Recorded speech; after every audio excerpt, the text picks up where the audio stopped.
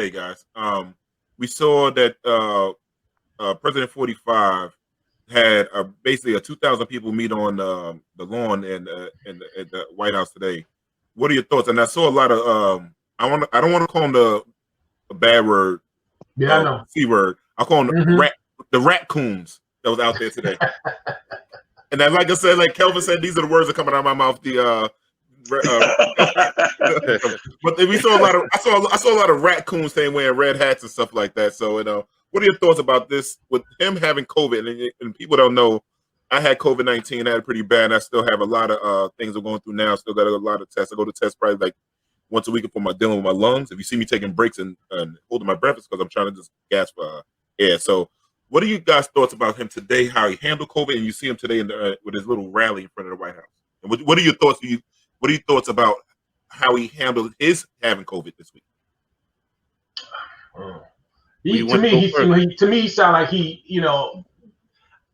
I've been checking out, man, with that guy, man. I'm gonna be honest with you.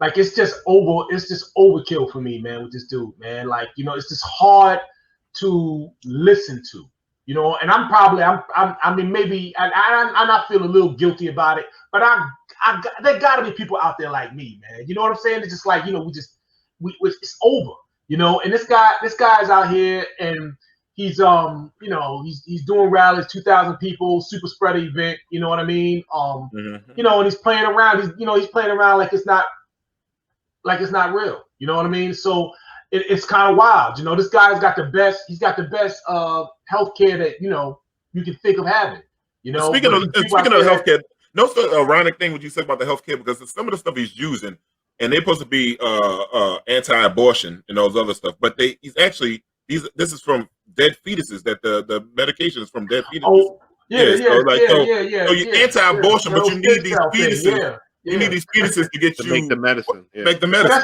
Like I said, that's back when that's back when Republicans were Republicans, and like I don't know what they are now. You know what I'm saying? It's you know what I mean. And it's just like I don't know where we are. No, they're overt Klansmen now. That's what they are. That's right. No, we might as well. Let's call a spade a spade. Right, I'm an independent. You know what I mean?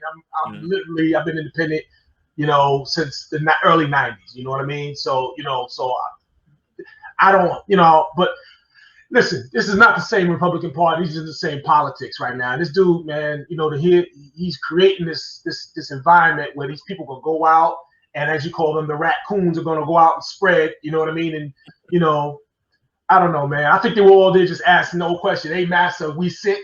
You know what I mean? That thing, So, but it is what it is. But I didn't, like I said, I didn't know that there were that many, Trump supporters, that with my level of melanin, which was very interesting and eye-opening to me in recent times.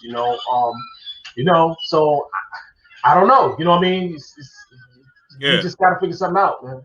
It's like, so Kelvin, this guy not taking it serious and stuff like that, and you still have like certain black people saying like Trump is for us. But we saw enormous numbers of black people dying from COVID-19. I mean, we all probably know someone that lost somebody. I probably know over 30 people that's been affected, no longer here with it. I can't just say affected, but I say not longer here with it. So Kevin, what are your thoughts on like the black Trump supporter? Well, let me say this. First of all, it's I want to put this out there. It's kind of hard for me to be objective because I have disdain for this administration. I think it's made a mockery out of the office, and I think it's a great embarrassment. And I think what it did was it just revealed a lot about the country. I mean, things that I suspected and thought all along. I think it revealed it. As far as black people with their right to choose who they want, I have no problem with that. My issue is the fact that you are never critical when a person is wrong. This idea that you agree with everything a person does. I may not agree with your politics, but at the end of the day, there has to be something about civility, the way you are as a leader. We don't agree. I mean, people didn't agree with Obama about everything. There's some things he did that I love. There's some things he did that I wasn't in favor with. But what I love, the fact that he always had decorum. I was very, very proud to see him in office and the way he conducted himself. That made me very, very proud, because if Obama, if Trump was black and the first black president and conducted himself like that, I would have been embarrassed. And so the people that are black people who support Trump, if you support Trump because you think that's where your interest lies, I have no problem with that. If that's where your interest lies, my issue is the fact that you never hold his feet to the fire about anything. You cannot justify the actions of somebody being wrong. And at the end of the day, there's a lot of things that he's been wrong about. There's a lot of things that he spewed a lot of false information. And for you to stand behind that, that's my issue with it. When it comes to politics, everybody has an opinion. Everybody, people generally vote what their interest is. So I think what I'd like to say is this. If I were a multimillionaire and it gave me tax cuts, but it hurt 90% of black people that look like me, I would rather sacrifice the tax cuts so my people would be better off.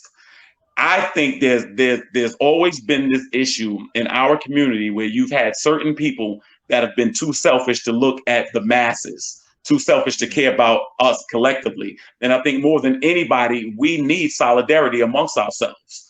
That's the thing. So people that back him, they have a right to do it. But I think if you do it and he's putting down your people, if he has been derogatory about your people, if he is fanned the flames of racism or racial ideology and you support that, that's my issue. And I think that's what a lot of people have done. I think like Kanye West, to go to that White House or that Oval Office and sit there with that hat on and hugging this man. And I never heard Kanye West talk about his own father. And you in this office talking about this man is like a dad to me or something like that. That looks, I had a father until he passed away in 2013. It was very, very, he made a point to make sure that one day I could stand up on my own as a man, even if I had to stand by myself. And when I see that pandering to someone else, especially not in our community, that really bothered me.